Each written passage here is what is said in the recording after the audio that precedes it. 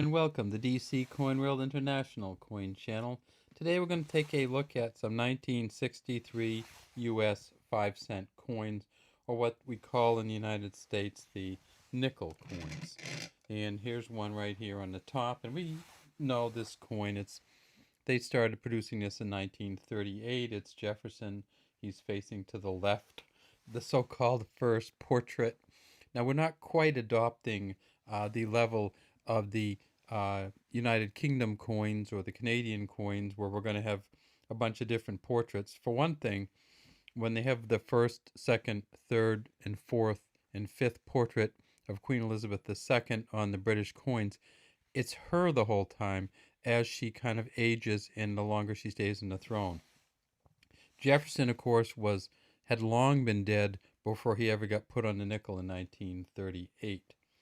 So let's take a look at this one here, and you'll see we have a whole stack of them, and we'll just bring them in one at a time.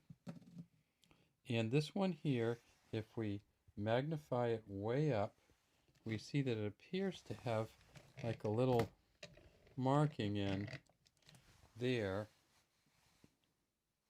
next to the Monticello. And so the back of it says E pluribus unum. It says Monticello, and that's this structure, Jefferson's house.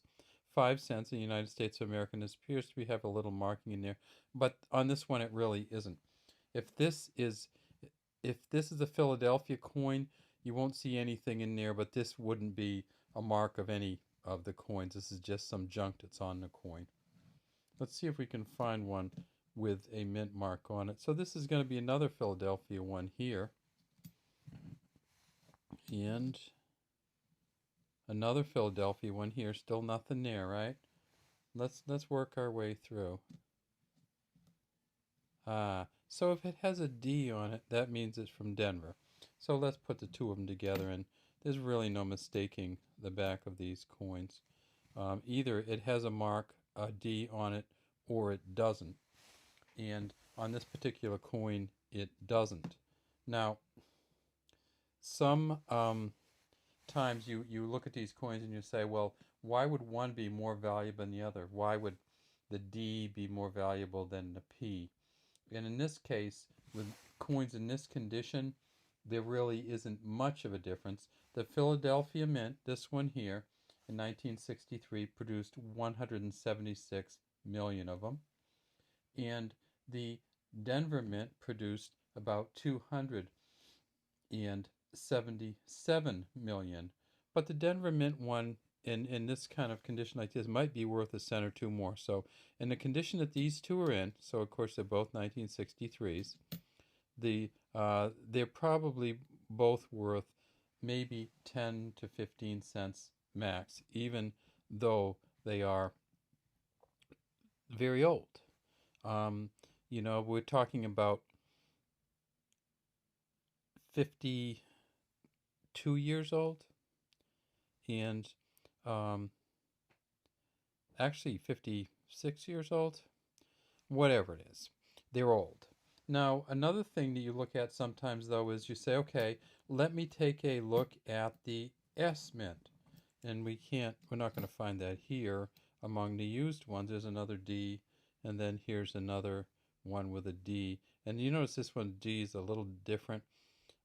Some of these coins with this D might be because they made an error when they produced them, but this one I think got a little scrunched. But we'll take a look at that. We generally don't clean them, so this is a dirty looking coin. But we kept this one out because we want to take a look at that D because it looks so different from the other Ds. Now, sometimes people talk to us and complain because we take proof coins out. And they say, well, how are you going to tell it's a proof coin if you take it out of all the packaging and everything? Well, let you take a look at this and you tell me. Can you tell the difference between these two coins? Yeah, of course you can. This one's a D. But what about the difference between these two? So there's no mint mark on the 1963 proof coins. And you look over there and you see that there is not a mint mark there. But is there any way that you're going to get these mistaken when you put them next to each other and say, okay, I'm not sure this one on the right is a proof coin? I mean, look at the coloring on that. That's just a beautiful coin. So when we look at it, we don't even have to know that it's a proof coin because you just can't get this kind of coloring, this kind of buffing on any coin except a proof coin, unless there's something really weird going on. And if we get this right, you can actually see the colors come off it, and you'll see, you kind of see how it all sets up. In God We Trust in front of him, Liberty and Back from 1963. Well, we take these proof coins out so we can handle them, and then of course we put them back in the packaging, but it does not disturb or hurt them much, if at all, to take the proof coins out. And it's so interesting to see them and see them in this kind of light. It's just odd how bright they are. So we'll keep taking them out. But what I wanted to show you is the proof coin from 1963 does not have a letter on it.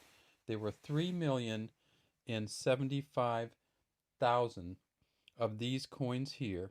They are worth about, you can buy one right now on eBay for $2.50 with free shipping.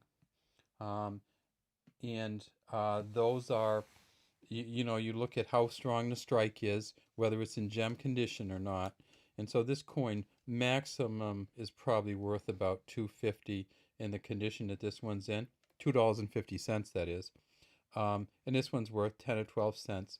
And this will still be worth $2.50 when we put it back in the packaging and just wipe off our fingerprints. All right, that's all we have today from the DC Coin World International Coin Channel.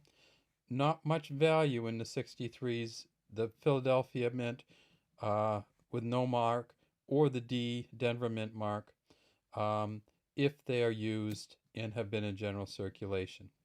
Real value, though, in these proof coins, which are worth about 50 times. Well, actually, if you bought it as a proof coin, you probably spent a little bit more, and you probably got it in a collection, right? So the proof coins in 1963 cost, I think it was $2.10 for the collection, but it's somewhere in that range. And because the dime, quarter, and half-dollar in 1963 are all silver, a lot of people take that silver out and sell it separately, and you can get a proof coin like this. Even though you couldn't have bought it separately in 1963, you can easily get one on the market because they pulled the silver out and they sell the nickels and pennies to collectors.